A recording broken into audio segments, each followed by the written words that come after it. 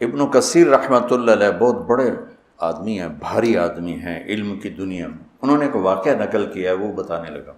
علامہ عتبی رحمۃ اللہ علیہ قبر پر بیٹھے تھے، یہ پہلی صدی کا واقعہ لگتا ہے کہ کوئی وہ رکاوٹ نہیں تھی اور کچھ پڑھ رہے تھے، تو ایک بدو آیا تو آ کر سلام پیش کیا اور کہنے لگا یا رسول اللہ، آپ کے رب کہتے ہیں وَلَوْ أَنَّهُمْ إِذ ظَلَمُوا أَنفُسَهُمْ جَاءُوكَ، اگر یہ گناہ کر کے آپ کے پاس آ جائیں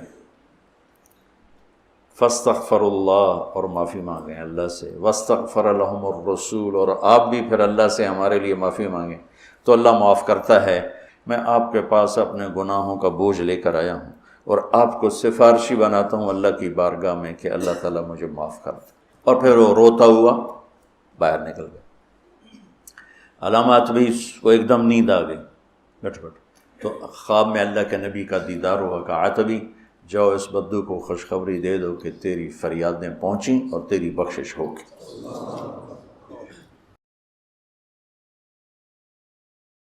اب آ رہی ہے میرے بھائیوں وہ آیت، آپ دیکھیں کہ یہ پورا کانٹیکسٹ آیت نمبر 60 سے شروع ہوا ہے سورۃ النساء کی، کہ منافقین اپنے فیصلوں کے لیے طاغوت کے پاس جاتے تھے، یعنی یہودیوں کے پاس، اور ان کے سامنے جا کے کہتے تھے کہ ہم اوپر سے تو مسلمان ہوئے ہیں لیکن اندر سے تمہارے ساتھ ہیں، تاکہ کل کو اگر نعوذ باللہ اسلام کی دعوت ناکام ہوئی تو ان کے پاس واپسی کا کوئی پلیٹ فارم موجود ہو۔ اور نبی علیہ السلام کے سامنے آ کے وہ اللہ کی قسمیں کھا رہے ہیں کہ نہیں ہم تو وہاں دعوت دینے کے لیے گئے تھے۔ یہ ساری آیات آپ نے سن لی، سورہ النساء کی آیت نمبر 60 سے لے کر 63 تک۔ اب اس کانٹیکسٹ میں یہ آیت آ رہی ہے 64، منافقین کے بارے میں، کلمہ گو مسلمانوں کے بارے میں جو قانوناً صحابی بھی تھے، کیونکہ باقیوں کو تو نہیں پتا تھا کہ انہوں نے اندر سے ایمان قبول کیا یا نہیں۔ حتیٰ کہ بخاری اور مسلم دونوں میں آتا ہے کئی بار حضرت عمر نے اجازت مانگی عبداللہ ابن ابی کے بارے میں کہ یا رسول اللہ اجازت دیں اس کی میں گردن کاٹ دوں۔ یعنی اگر حضرت عمر کو یہ سمجھ آ رہی تھی کہ یہ اوپر سے کلمہ گو ہے اندر سے منافق ہے، تو نبی علیہ السلام کو نہیں پتا تھا؟ آپ علیہ السلام کو بھی اسیسمنٹ سے پتا تھا۔ اس کے جواب میں اللہ کے نبی علیہ السلام نے کیا فرمایا؟ بخاری اور مسلم دونوں میں حدیث ہے، آپ نے فرمایا چھوڑ دو عمر، لوگ کہیں گے یہ اپنے صحابہ کو قتل کرواتا ہے۔ یعنی نبی علیہ السلام نے عبداللہ ابن ابی اور منافقین کو بھی صحابی کہہ دیا۔ یہ الارمنگ پوائنٹ ہے، میں اس کی انجینئرنگ نہیں کرتا، پھر آپ لوگوں کو برا لگے گا۔ کہ کلمے کا احترام ہوتا تھا کہ ٹھیک ہے اوپر سے کلمہ پڑھا ہے نا، تو لوگ کہیں گے یہ صحابہ کو قتل کرواتا ہے۔ حتیٰ کہ بخاری مسلم میں آتا ہے کہ نبی صلی اللہ علیہ وآلہ وسلم نے اسی عبداللہ ابن ابی کا جنازہ بھی پڑھایا، اپنا کرتا کفن کے طور پہ اسے دیا، اپنے مبارک ہاتھوں سے قبر میں اتارا۔ یہ کہانی شریف نہیں ہے، بخاری مسلم میں، اپنا لعاب دہن اس کے منہ میں ٹپکایا۔ تو آپ کی نظر میں تو شاید اتنا کچھ کرنے کے بعد اس کی بخشش ہو جانی چاہیے، لیکن قرآن میں اللہ تعالیٰ نے سورہ التوبہ میں فرمایا آپ 70 دفعہ بھی ان کے لیے دعا کریں نا، ہم نے ان کی مغفرت نہیں کرنی، ہم نے انہیں معاف نہیں کرنا، کیونکہ یہ اللہ اور اس کے رسول کے دشمن ہے۔ اور اے نبی آمدہ سے نہ تو آپ نے کسی منافق کا جنازہ پڑھانا ہے، نہ اس کی قبر پہ جا کے کھڑے ہونا ہے، بین کر دیا اللہ نے۔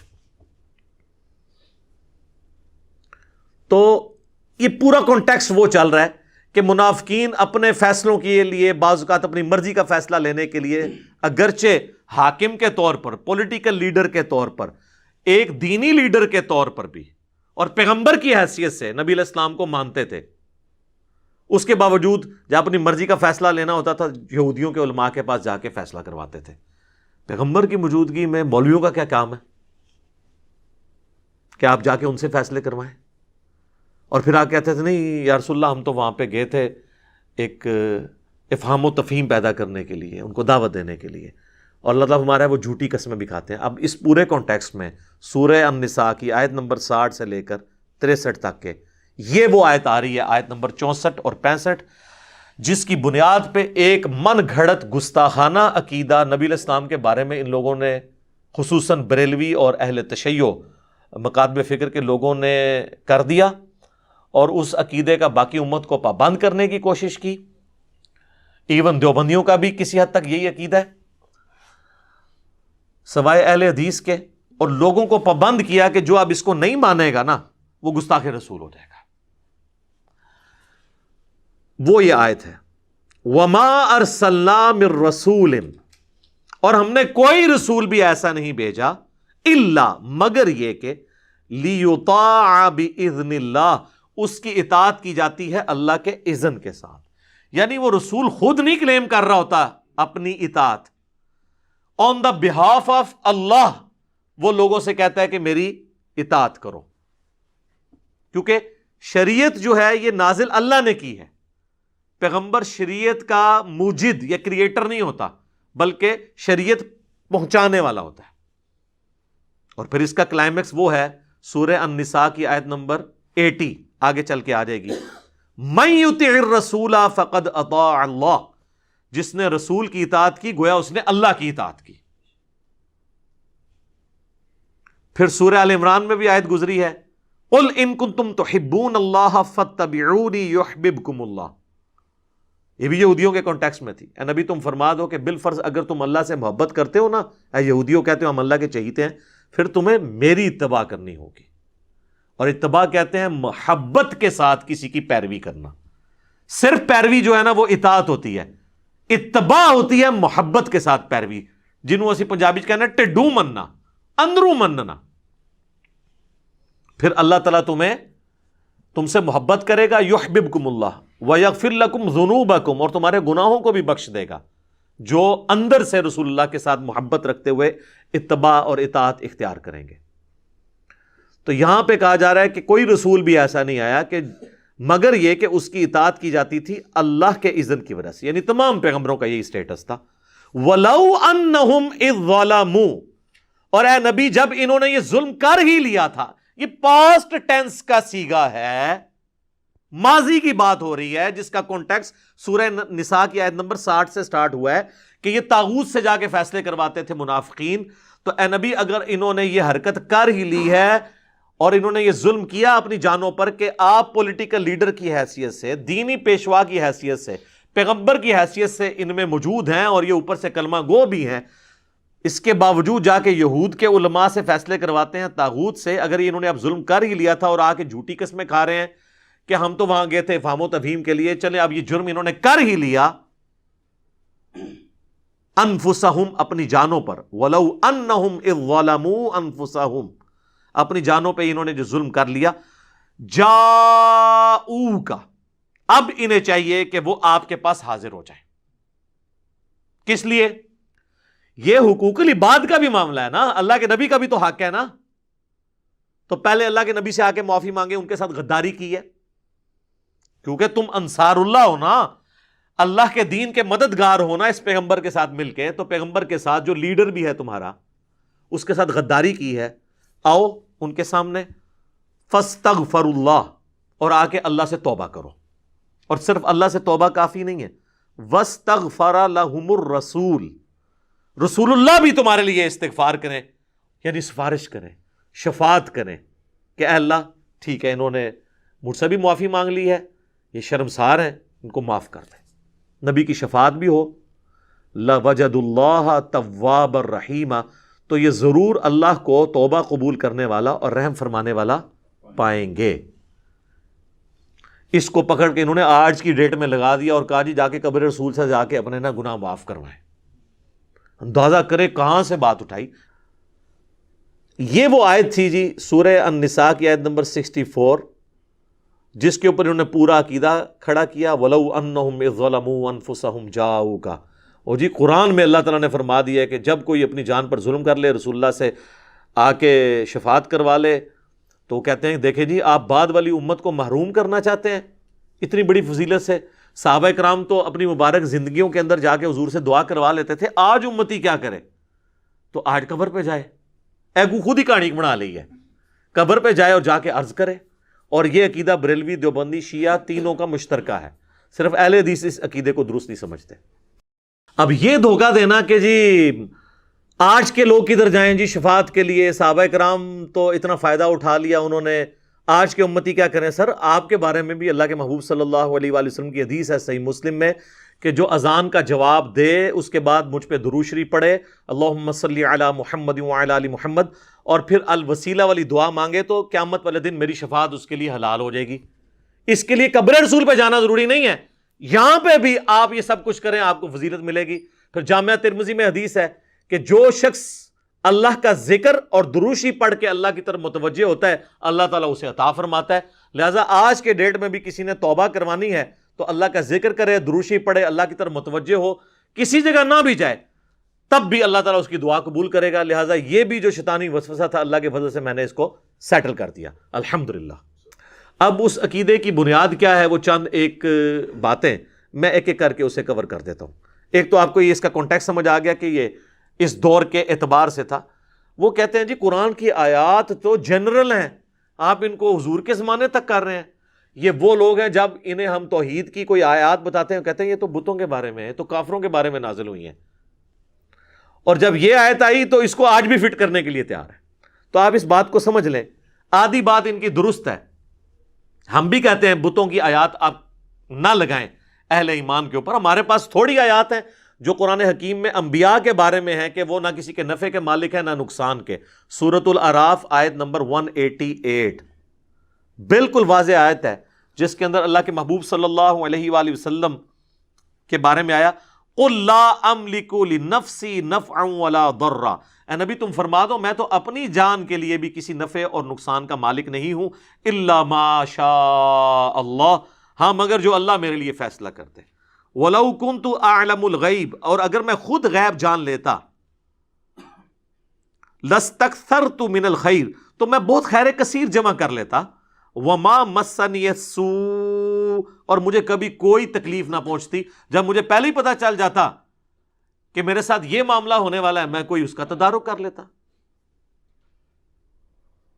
ان انا الا نذیر و بشیر، میں تو نہیں ہوں مگر ڈر سنانے والا اور خوشخبری سنانے والا، لقوم یؤمنون، ان کے لیے جو بات ماننا چاہیں ایمان لانا چاہیں۔ تو یہ واضح قرآن میں آ گیا ہے تو اس کی بات تو ضرورت ہی نہیں ہے۔ پھر سورۃ المائدہ میں اللہ تعالیٰ نے اولو العزم پیغمبر عیسیٰ ابن مریم اور ان کی والدہ جو اولیاء کی سردار ہیں، ان سے بڑھ کے تو کوئی بزرگ نہیں ہو سکتا نا جو پیغمبر کی ماں ہے، ان کے بارے میں ہے مل مسیح ابن مریم الا رسول، المائدہ 75۔ مسیح ابن مریم تو نہیں تھے مگر ایک رسول، قد خلت من قبلہ الرسل، ان سے پہلے بھی کئی رسول گزرے، وامہ صدیقہ، اور ان کی ماں سچی عورت تھی، کانا یاکلان الطعام، دونوں کھانا کھانے کے محتاج تھے، کھانے کے محتاج تھے۔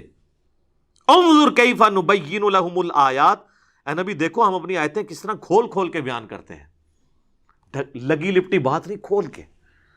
ثم انظر انا یؤفکون، اور ان کی طرف بھی دیکھو پھر بھی الٹے پھیرے جا رہے ہیں۔ اس کا مطلب ہے کہ جس نے بات نہیں سمجھنی اس کو کھلی بھی بات بھی سمجھ نہیں آئے گی۔ قل اتعبدون من دون اللہ، اے نبی تم فرماؤ کہ اللہ کو چھوڑ کے عیسیٰ اور ان کی ماں کی پوجا تم کر رہے ہو۔ یہاں من دون اللہ، اللہ نے پیغمبر کو کہہ دیا اے بتاں والی آیت نہیں ہے تو ہم نے کہانی کرائی گئی ہے، بتوں والی آیتیں، اے پیغمبراں والی آیتاں نے، ولیاں والی آیتاں نے، من دون اللہ بھی آ گیا۔ کہتے ہیں نہیں ہم تو عبادت نہیں کرتے ہیں ولیوں کی یا پیغمبروں کی۔ سر اگلی بات بھی سنیں، ما لا یملک لکم ضرا ولا نفعا، وہ عیسیٰ اور ان کی ماں جو نہ تمہارے نقصان کے مالک ہیں نہ نفع کے۔ تو مسئلہ یہ نہیں ہے کہ آپ عبادت کرتے ہیں نہیں بابوں کی، اللہ کہہ رہا ہے بابا کیا، حضرت عیسیٰ اور ان کی ماں بھی کسی کے نفع اور نقصان کے مالک نہیں ہے، تو بابے کدھر؟ کہتے ہیں ایڑا جملہ آگے بولتا ہے نا، اینی تو بھائی دنیا چینج لے کے آندی ہے، اسی نے تو دنیا، ورنہ تو دنیا توحید اتنے عرصے تو بیال ہو رہی سی، ہون کے فرق پہ گیا، یہ فرق پہ ہے۔ واللہ هو السمیع العلیم، اور اللہ ہے سننے والا اور علم والا۔ یہاں من دون اللہ بھی آ گیا اور مشکل کشائی کی نفی بھی ہو گئی۔ تو یہ بالکل واضح ہے۔ تو یہ کہتے ہیں جی بتوں والی آیتیں وہ لگاتے ہیں اولیاء اللہ کے، وہ تو آیتیں اللہ سے موجود ہیں، اور یہ پھر ہمیں کہتے ہیں جی آپ ان آیات کو نا جی وہ افاقی سمجھیں۔ ہم افاقی ضرور سمجھیں گے اگر وہ آیت اسی طریقے سے ہو۔ آپ بھی ان آیات کو افاقی نہیں مانتے، نہ مان سکتے ہیں۔ وَلَوْ أَنَّهُمْ إِذْ ظَلَمُوا أَنفُسَهُمْ جَاءُوكَ، سورہ النساء نمبر 64 اور 65 کو افاقی مان کے بتائیں کس طرح مانیں گے؟ آپ اس کے اوپر عمل ہی نہیں کر سکتے۔ اس اعتبار سے جو آپ سمجھتے ہیں، یہ دو چیزیں آپ سمجھ لیں، یہ بنیادی چیزیں۔ ایک ہوتی ہے سیاق و سباق، جسے ہم کہتے ہیں کانٹیکسٹ، کہ اس آیت کے اندر جو حکم بیان ہوا ہے یہ کس پس منظر میں ہے، اس کا کانٹیکسٹ کیا ہے، وہ قرآن کے اندر ہی موجود ہوتا ہے. قرآن اپنے کانٹیکسٹ میں کسی حدیث کا محتاج نہیں ہے. دوسری چیز ہوتی ہے شان نزول. شان نزول یہ ہوتا ہے کہ یہ کن حالات میں آیت نازل ہوئی، اس سے کوئی فرق نہیں پڑتا، اس کا حکم اینڈ پہ وہی رہتا ہے. اس کو میں مثال سے سمجھاتا ہوں. ٹریفک سگنل میں گرین کے اوپر چلنا ہے اور ریڈ پہ رکنا ہے، اس کا بھی تو کوئی شان نزول ہوگا نا. کسی کے دماغ میں یہ بات آئی ہوگی کہ گرینری جو ہے وہ پتے گرین ہوتے ہیں، یہ پازیٹیو علامت ہے، لہٰذا ہم اس کے اوپر ٹریفک چلا دیتے ہیں، اور بلڈ کا کلر ریڈ ہوتا ہے، اس ریڈ پہ ہم رک جاتے ہیں. اگر اس کی آپ تحقیق کر کے شان نزول ڈھونڈ بھی لیں تو اینڈ رزلٹ تو وہی رہنا ہے کہ گرین پہ چلنا ہے اور ریڈ پہ رکنا ہے. یہ سمجھتے ہیں کہ شان نزول سے شاید اس کے الٹ رزلٹ نکل آئے گا. مثلا ایاک نعبد و ایاک نستعین کے شان نزول سے یا شیخ عبد القادر جیلانی مدد ثابت ہو جائے. نہیں ہونا پائی، کیونکہ سورہ النساء کی آیت نمبر 82 ہے. اگر قرآن اللہ کے سوا کسی اور ہستی کی طرف سے نازل ہوا ہوتا تم اس میں اختلاف کثیر پاتے کہ پہلے صفحے پہ اور لکھا ہوا ہے اور 300 صفحے پہ جا کے اور لکھا ہوا ہے. اگر پہلے صفحے پہ لکھا ہے نا ایاک نعبد و ایاک نستعین، اب پورے قرآن میں اس کے خلاف کوئی آیت نہیں آئے گی. اس کی تشریح میں آ سکتی ہے، جس نے سورہ المائدہ میں آیا وَتَعَاوَنُوا عَلَى الْبِرِّ وَالتَّقْوَى وَلَا تَعَاوَنُوا عَلَى الْإِثْمِ وَالْعُدْوَانِ. نیکی پرہیزگاری کے کاموں میں ایک دوسرے کی مدد کرو، برائی میں نہ کرو.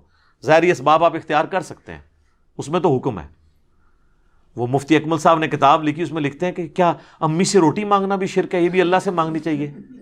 دیکھو بھئی قرآن کہہ رہا ہے مانگو امی سے روٹی، وَتَعَاوَنُوا عَلَى الْبِرِّ وَالتَّقْوَى، لیکن اما مر جائے پھر تو نہیں روٹی انہیں تو دینی، یا قبر ہی ٹر جائے، یہ سامنے موجود نہ ہوئے.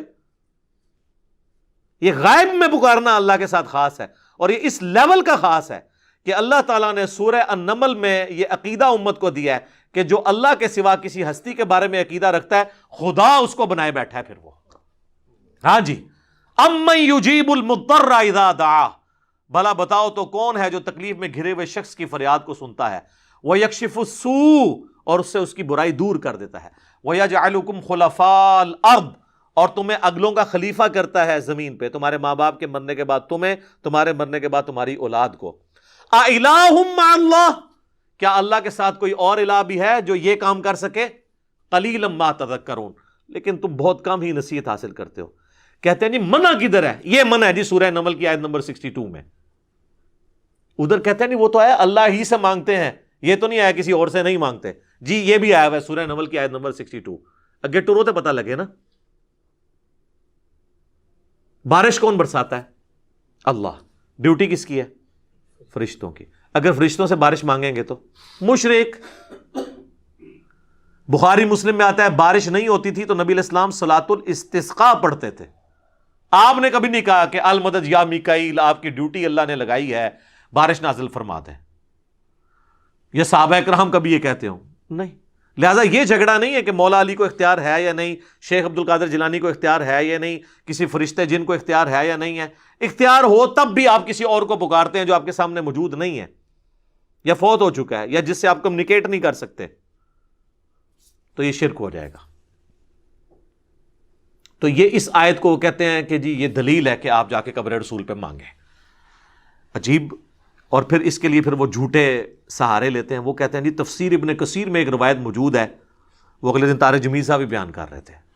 طارق جمیل صاحب کا بیچاروں کا کیا قصور ہے؟ ان کے بڑوں نے، تقی عثمانی کے والد صاحب جو مفتی شفیع تھے، معارف القرآن میں انہوں نے بھی یہ نقل کی ہے، اور احمد بریلوی صاحب کا جو ترجمہ کنز الایمان اس کی جو شرح لکھی کی خزائن العرفان انہوں نے بھی نقل کیا ہے، اور ابن کثیر سے نقل کیا. ابن کثیر لکھ کے چلے گئے ہیں ایک بے سند روایت، نہ انہوں نے اس کی کوئی سند بیان کی. بھئی ابن کثیر تو 8ویں صدی ہجری میں آئے ہیں، جب تک وہ سند نہیں پوری کرتے نبی علیہ السلام تک کسی واقعے کی، ہم اسے کیسے مان لیں کہ جی نبی علیہ السلام کی وفات کے بعد ایک پینڈو شخص تھا، کوئی اعرابی تھا، وہ قبر رسول پہ آیا اور اس نے کہا یا رسول اللہ قرآن میں حکم آیا وَلَوْ أَنَّهُمْ إِذْ ظَلَمُوا أَنفُسَهُمْ جَاءُوكَ، تو میں نے اپنی جان پہ ظلم کیا، میں آپ سے دعا کروانے کے لیے آیا ہوں. تو ایک اور شخص وہاں بیٹھا تھا، اسے اونگ آ گئی، وہ خواب میں حضور علیہ السلام آئے اور کہا اس کو بشارت دو کہ تجھے بخش دیا گیا اور میری شفاعت تیرے حق میں قبول کر لی گئی. وہ کہتے ہیں دیکھیں جی قبر پہ جا کے آپ مانگ سکتے ہیں. لکھی کہاں ہوئی ہے؟ وہ کہتے ہیں روایتوں میں آیا ہے. اور کوئی تھوڑا سمجھدار ہے وہ کہتا ہے جی اس طرح کی ایک روایت مصنف ابن ابی شیبہ میں موجود ہے. کڈو جی المصنف ابن ابی شیبہ میں روایت ضرور موجود ہے لیکن سر وہ روایت ضعیف ہے, مالک الدار والی. اس میں آمش مدلس ہیں اور ان سے روایت کر رہے ہیں اور سما کی تصریح نہیں ہے, منقطع روایت ہے. صحیح مسلم کے مقدمے میں امام مسلم نے لکھا ہے کہ مدلس کی آن والی روایت سما کی تصریح کے بغیر ضعیف ہوگی جب تک وہ حدثنا یا اخبرنا بیان نہیں کرے گا, وہ ان سے روایت کر رہا ہے. یہ روایت ضعیف ہے مالک الدار والی کہ وہ حاضر ہوئے قبر رسول پہ ولو انہم ظلموا انفسہم جاؤ کا, پھر انہیں اونگ آ گئی, نبی علیہ السلام خواب میں آئے, فرمایا عمر کو جا کے میرا سلام کہنا اور اسے کہنا کہ سختی نہ کرے, ان قریب اللہ تعالیٰ تمہیں سراب کرے گا. اور یہ پیغام کس کو جا کے دے رہے ہیں؟ حضرت عمر کو.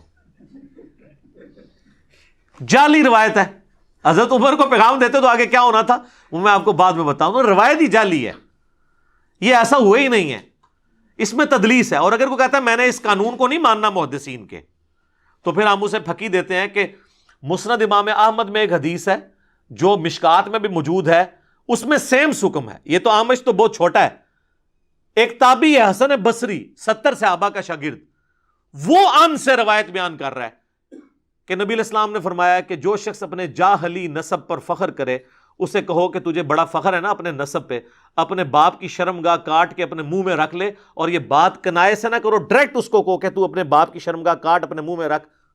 کیا رسول اللہ ایسی بات کر سکتے ہیں؟ یہ بھی روایت ضعیف ہے. پھر اس کو بھی صحیح مانو, آمش تو چھوٹا ہے, حسن بصری تو بہت بڑا ہے, اس کی بھی ہم آن والی روایت سما کی تصریح کے بغیر نہیں مانتے کیونکہ مدلس ہے. تو مانو اس روایت کو, اپنا ایمان برباد کرو. قرآن تو کہہ رہا ہے وَإِنَّكَ لَعَلَىٰ خُلُقٍ عَظِيمٍ, نبی تو اعلیٰ ترین درجے پہ ہیں اخلاقیات کے, وہ یہ بات کریں گے.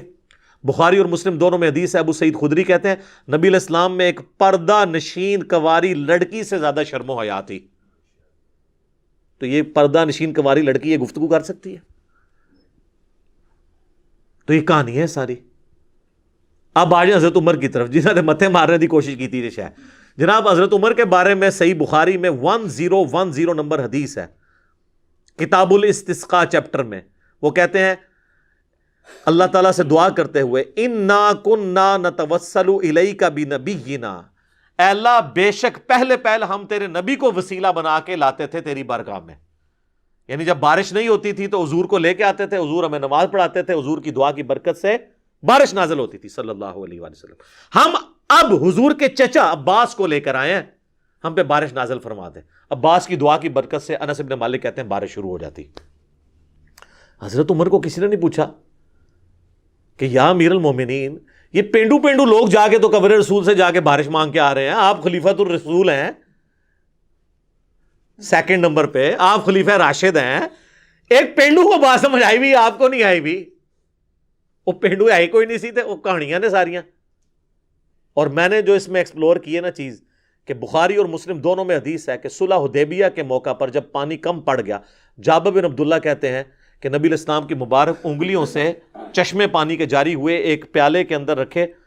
تو وہ تابعی پوچھتا ہے کہ آپ لوگ کتنے تھے؟ انہوں نے کہا ہم 1500 تھے, لیکن اگر ہم 1,00,000 بھی ہوتے ہیں نا وہ پانی زیادہ تھا جو حضور کی مبارک انگلیوں سے جاری ہوا. معجزہ. اور صحیح مسلم میں حدیث ہے کہ ایک سفر میں حضرت عمر نے حضور کو یہ مشورہ دیا, یا رسول اللہ آپ کی تو دعا کی برکت سے پانی نازل ہو جاتا ہے, تھوڑا سا پانی زیادہ ہو جاتا ہے.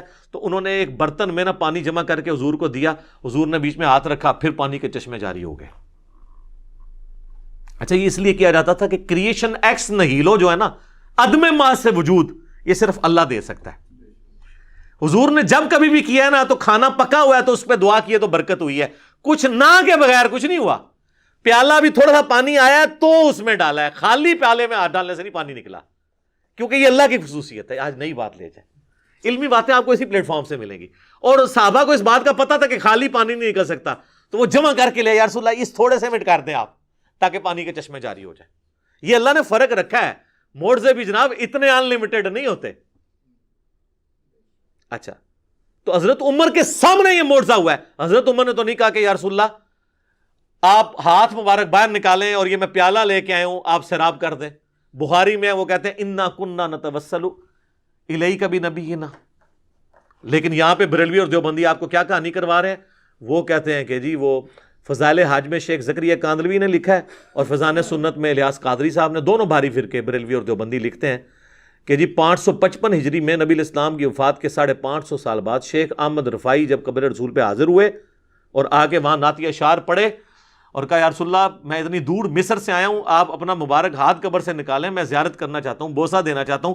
90,000 لوگوں کی موجودگی میں کہتے ہیں قبر رسول سے ہاتھ باہر نکلا، انہوں نے ان کو بوسہ دیا، اور کہتے ہیں ان 90,000 لوگوں میں شیخ عبد القادر جیلانی کا نام بھی ذکر کیا جاتا ہے۔ پہلے تو مجھے یہ بتائیں عبد القادر جیلانی نے ہاتھ کیوں نہیں چوما؟ اتنی گستاخی کہ اللہ کے نبی کا ہاتھ نکلے قبر سے، میرے سامنے نکل رہا ہو تو میں تو بدبخت ہوں کہ میں یہ منظر دیکھ رہا ہوں، اور وہ شیخ احمد رفاعی عبد القادر جیلانی کا مرید ہے، مرید کے لیے ہاتھ نکل رہا ہے اور پیر محروم ہے۔ کڈی وڈی کہانی ہے۔ انہاں تے عبد القادر جیلانی دا نام تاں پایا سی کہ بریلوی ڈر کے نا چونکہ 11ویں دن نے مان لین گے اس واقعے نو، اور دوسرا جھوٹ ہے کہ 555 ہجری 90,000 دا مجمع مسجد نبوی چ آندا ہی نہیں سی۔ 90,000 کا مجمع تو آج سے 100 سال پہلے بھی نہیں آتا تھا، اور آپ لوگ 1000 سال پہلے بتا رہے ہیں مسجد ہی چھوٹی سی تھی۔ کہانی ہے، بالکل کہانی، اور اس طرح کی کہانی انہوں نے پھر مشہور کر دی، اور حضرت عمر کا میں نے آپ کو عقیدہ بتا دیا۔ اور یہ کہانی پھر یہاں ختم نہیں ہوئی سر، المحند علی المفند میں انہوں نے نبی الاسلام کے بارے میں لکھا کہ ہم حضور کو اپنی قبر کے اندر دنیاوی زندگی کے ساتھ مانتے ہیں، دنیاوی زندگی، حالانکہ وہ آخرت کی ہے۔ اللہ تو شہید کے بارے میں کہہ رہا ہے وَلَٰكِن لَا تَشْعُرُونَ، شہید زندہ ہے لیکن تمہیں اس کا شعور نہیں ہے۔ یہ کہتے ہیں نبی الاسلام کی دنیاوی ہے۔ سر دنیاوی ہے تو پھر سانس، ٹوائلٹ، کھانا پینا کدھر گیا؟ اور اعلیٰ حضرت تو ایک سٹیپ آگے گئے ہیں نا جی ملفوظات میں، انہوں نے کہا کہ یہ اتنی حقیقی حصی دنیاوی ہے کہ قبروں میں انبیاء پہ بیویاں ان کی ازواج مطہرات پیش کی جاتی ہیں، وہ ان کے ساتھ شباشی بھی فرماتے ہیں۔ یہ کہتے ہیں اس میں کون سی گستاخی ہے، اپنی بیوی کے ساتھ ہی صحبت کر رہے ہیں۔ گستاخی یہ ہے کہ آپ نے رسول اللہ پہ جھوٹ باندھا ہے۔ بخاری مسلم دونوں میں حدیث ہے، اور مولا علی سے یہ حدیث، مسلم کی پہلی حدیث یہ ہے جس نے میری طرف کوئی جھوٹی بات منسوب کی وہ اپنا مقام جہنم میں دیکھ لے۔ یہ کس جگہ لکھا ہوا ہے کہ رسول اللہ صلی اللہ علیہ وسلم کی قبر مبارک میں یہ سب کچھ ہو رہا ہے؟ مسند احمد میں حدیث ہے، مشکات کے اندر بھی اما عائشہ کہتی ہیں جب سے عمر یہاں دفن ہوئے ہیں میں تو پردے کے بغیر قبر کے پاس نہیں جاتی ہوں۔ اس سیدہ عائشہ کے سامنے کوئی یہ کہنا کہ اس قبر کے اندر بیویاں پیش ہو رہی ہیں تو آگے آپ دیکھ لیں، اور ہاتھ نکلوا رہے ہیں۔ یہ ہاتھ سیدہ فاطمہ کے لیے کبھی نہیں نکلا، یہ ہاتھ حضرت عائشہ کے لیے کبھی نہیں نکلا، یہ جنگ جمل صفین نہروان کو رکمان اس کو مینج کرنے کے لیے کبھی نہیں نکلا۔ وہ زیادہ حقدار تھے، اور سب سے بڑھ کر یہ کہتے ہیں جی قبر رسول پہ جا کے مانگنا اور فیصلہ کرانا، یہ قرآن میں ہے وَلَوْ أَنَّهُمْ إِذْ ظَلَمُوا أَنفُسَهُمْ جَاءُوكَ، ان سے کہیں کہ قبر رسول پہ اگر یہ فیصلہ کروانا تھا، سب سے ضروری فیصلہ تو صحابہ نے کروایا نہیں ہے، جس کی وجہ سے امت آج تک دو ٹکڑے ہیں۔ ثقیفہ بنی ساعدہ، حضرت علی نے بخاری مسلم میں آتا ہے 6 مہینے تک ابو بکر کی بیعت نہیں کی ہے، تو کسی کے دماغ میں وسوسہ بھی نہیں آیا کہ چلیں ہم جا کے قبر رسول سے فیصلہ کروا لیتے ہیں۔ ابھی میت مبارک بھی 2 دن تک باہر تھی، باہر سے ہی فیصلہ کروا لیتے ہیں۔ فدق کا ایشو آیا، بخاری مسلم میں آتا ہے سیدہ فاطمہ کا، کہیں حضرت ابو بکر نے ان کو مشورہ نہیں دیا، آ کے قبر رسول سے جا کے فیصلہ کرواتے ہیں، بعد میں احمد رفاعی نے تو کروانا ہی ہے۔ ٹھیک ہے، کروانا چاہیے تھا نا۔ یہ کہتے ہیں کہ آج کی ڈیٹ میں بھی آپ نے حاکم ماننا ہے، تو آج کی ڈیٹ میں اگر حاکم ماننا ہے تو چیف جسٹس مدینے کا حضرت عمر نے حضرت علی کو کیوں لگایا؟ مدینہ شریف کے فیصلے تو قبر رسول پہ ہونے چاہیے تھے نا۔ ہائے ہائے ہائے کیسی پکی ہے۔ چلو رومن اور پرشین امپائر تے ٹھیک ہے، اور رومن امپائر دے ہوتے ابن مسعود نو لا چھڑیا ابو درداء کو، اور پرشین امپائر پہ ابن مسعود کو۔ مدینے میں چیف جسٹس کیوں لگایا حضرت علی کو؟ قبر رسول سے فیصلے ہوتے نا۔ یہی کہہ کے جی یہ آپ کو فیصلوں میں حاکم نہ مان لیں تو یہ خود بھی نہیں مانیں گے، وہ کہیں گے نہیں کمیونیکیشن نہیں آج ہو سکتی۔ تو اگر آپ خود بھی نہیں اس کمیونیکیشن کو ماننے کے لیے تیار، اور الٹا جو بندہ آپ کو سمجھاتا ہے کہتے ہیں گستاخی کر رہے ہیں، گستاخی تو آپ کر رہے ہیں، رسول اللہ کے اوپر جھوٹ باندھ رہے ہیں۔ اور صحابہ کرام تو حضور کی زندگی میں یہ عقیدہ نہیں رکھتے تھے۔ بخاری اور مسلم دونوں میں حدیث ہے 70 صحابہ کو دھوکے سے شہید کر دیا گیا، جن میں عاصم بن ثابت انصاری تھے۔ جب وہ مرنے لگے، شہید ہونے لگے، تو انہوں نے کہا اے اللہ ہمارے نبی کو ہمارے حال کی خبر کر دینا، ہم تجھ سے راضی ہیں اور تو ہم سے راضی، اس حال میں ہم موت کے منہ میں جا رہے ہیں، ہمارے نبی کو ہمارے حال کی خبر کر دینا۔ اور بخاری کے الفاظ ہیں جبرائیل علیہ السلام نے آ کے حضور کو بتایا کہ آپ کے ساتھیوں کو یوں قتل کر دیا گیا ہے، اور انہوں نے مرتے مرتے یہ آپ تک پیغام پہنچایا ہے۔ انہوں نے حضرت جبرائیل کو بھی نہیں کہا، اللہ کو کہا، اور اللہ نے جبرائیل کو بھیجا۔ جب حضور دنیا میں موجود تھے تو صحابہ یہ نہیں کہتے تھے وَلَوْ أَنَّهُمْ ظَلَمُوا أَنفُسَهُمْ جَاءُوكَ تو یا رسول اللہ انظر حالنا، نہیں، جب سامنے ہوں گے پھر آپ کریں گے۔ کہتے ہیں جی بخاری میں حدیث ہے ایک صحابی کی پنڈلی ٹوٹ گئی، حضور کے پاس آیا تو آپ نے ہاتھ پھیرا۔ اور یار معجزات کو آپ بعد کی زندگی کے ساتھ کیسے کر رہے ہو؟ اور اگر آپ یہ مانتے ہو تو ٹھیک ہے، اپنی پنڈلی پھر تیار ہو توڑوانے کے لیے۔ جناب کروڑوں لوگوں کا اگر عقیدہ ٹھیک کرنے کے لیے کسی عاشق رسول کو اپنی پنڈلی توڑوا کے قبر رسول پہ جا کے ٹھیک کروانی پڑتی ہے تو آ جاؤ۔ یہ جب بات کریں گے نا تو کہیں گے جی پھر آپ کعبے چلے جاؤ، اللہ سے کروا لو۔ بھئی اللہ کا تو دعویٰ ہی کہیں نہیں ہے، اللہ نے تو دنیا اسباب کے ساتھ جوڑی ہے۔ کعبے بھی کرین ڈگی سی نا، اس کعبے تے اس تو بہت بڑا کام ہوا ہے۔ یزید پلید نے خانہ کعبہ شریف دی حرمت پر مال کی ہے، صحیح مسلم میں موجود ہے۔ دنیا کو اللہ نے بقدر ایفرٹ چھوڑا ہوا ہے۔ اللہ کا کہیں آپ کا یہ دعویٰ ہے کہ بزرگوں کی ڈیوٹیاں ہیں، فلانے کی ڈیوٹی ہے، تو قبر رسول صلی اللہ علیہ وآلہ وسلم پہ جا کے اپنی پھر پنڈلی کی ہڈی کو ٹھیک کروا کے بتائے۔ اگر یہ ہڈی توڑوا کے ٹھیک کروانے سے کوئی معاملہ عقیدے کا کسی کا درست ہوتا ہے تو یہ تو کہتے ہیں ہم حضور کے لیے جان دینے کے لیے تیار ہیں، ایک پنڈلی کی قربانی کرے نا کوئی عالم دین، کوئی عاشق رسول، سب سے بڑا عاشق رسول ڈھونڈے۔ ہڈی ہم نہیں توڑتے، ہمیں تو رحم آئے گا کسی مشین پہ توڑوائیں گے، اور اس کے بعد لائیو بلائیں گے کیمرہ مینوں کو، تمام میڈیا کے لوگوں کو اور انٹرنیشنل میڈیا کو، اور ہم لوگوں کہیں گے ہاں جی آپ کریں۔ یہ بالکل جعلی باتیں۔ اب اس میں کئی ایک باتیں اور کر سکتا ہوں، وہ تو باتیں نہ ختم ہونے والی ہیں۔ میں نے کوشش کی ہے کہ اس طرح کی چیزوں کو کور کروں۔ اس طرح وہ کہتے ہیں جی صحیح مسلم میں حدیث ہے ایک صحابی حضور کو وضو کرواتے تھے، آپ نے کہا مانگ کیا مانگتا ہے؟ سل ربیہ۔ تو حضور سامنے موجود تھے، تو آج بھی ہمارا کوئی مسئلہ ہم حضور کے سامنے لے کے جائیں گے۔ انہوں نے کہا یا رسول اللہ جنت میں آپ کا پڑوس مانگتا ہوں۔ آپ نے فرمایا پھر کثرت سجود سے میری مدد کر، یعنی خود تو سیدھے راستے پہ چل، زیادہ نفلی عبادت کر، میری دعا تیرے لیے کارگر ہو جائے گی۔ آج یہ ہمیں شعر سناتے ہیں جی آج لے ان کی پناہ، آج مدد مانگ ان سے، پھر نہ مانیں گے قیامت میں گر مان گیا۔ اور وہ کہتے ہیں قیامت میں تو حضور کے پاس ہی جانا۔ جی جانا ہے جناب، کیونکہ آپ علیہ السلام سامنے موجود ہوں گے۔ آج بھی نبی علیہ السلام سامنے موجود ہوں، ہم سب کچھ آپ کے سامنے ہی جا کے پیش کریں گے۔ کس بات کو کس طریقے سے جوڑتے ہیں؟ اس طریقے سے اگر آپ آؤٹ آف کانٹیکسٹ چیزوں کو جوڑیں گے پھر تو یہ بڑی زیادتی والی بات ہو جائے گی۔ باقی اس میں کئی اور باتیں بھی کی جا سکتی ہیں، لیکن اب وقت ہمارا چونکہ درس کا مکمل ہو چکا ہے، میرا خیال ہے میں نے اتنی باتیں کر لی ہیں، عقل والوں کے لیے اتنی گفتگو کافی ہے۔ بار میں نے ڈیٹیل کچھ ویڈیوز ریکارڈ کرائی ہیں، ان کا میں حوالہ دے دیتا ہوں۔ وسیلے کے نام پر دھوکہ، وسیلے کو ہم بھی مانتے ہیں لیکن وسیلہ اور غیر اللہ سے مدد مانگنا یہ زمین اسمان کا فرق ہے۔ ایک اور لیکچر ہے مجھے تم سے شرک کا خوف نہیں، ایک اور لیکچر ہے قصہ موسیٰ اور خضر، اور ایک ہے تخت بلقیس۔ کہتے ہیں بندہ لبو جنہیں وہ سارا تخت بلقیس بندہ لب لیا ہے، بے فکر ہو، وہ اللہ نے ایک بندہ بھیجا ہے جس نے بندہ لب لیا ہے تو عقیدہ بھی صحیح کرنے واسطے۔ اور ایک اور ہے لیکچر حضرت اویس کرنی کے اوپر، وہ کہتے ہیں جی ایک روحانی سلسلہ چلتا ہے، اس کے ساتھ یہ معاملات ہوتے ہیں۔ یہ وہ ساری ویڈیوز ہیں جو اگر الگ الگ میں ان کے اوپر گفتگو کروں تو 3-4 گھنٹے اور لگ جائیں گے۔ یہ آپ ویڈیوز دیکھیں۔ دعا صرف اللہ ہی سے میرا ریسرچ پیپر ہے، وہ بھی آپ پڑھیں تو انشاءاللہ آپ کو سچائی کھل کر سامنے آ جائے گی۔ اللہ تعالیٰ سے دعا ہے جو حق بات میں نے کہی اللہ تعالیٰ ہمارے دلوں میں راسخ فرمائے۔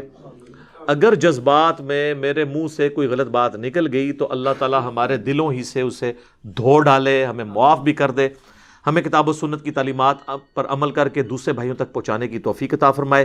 سبحانک اللہم و بحمدک، اشہد ان لا الہ الا انت، استغفرک و اتوب الیک، وما علینا الا البلاغ المبین۔ جزاکم اللہ خیرا۔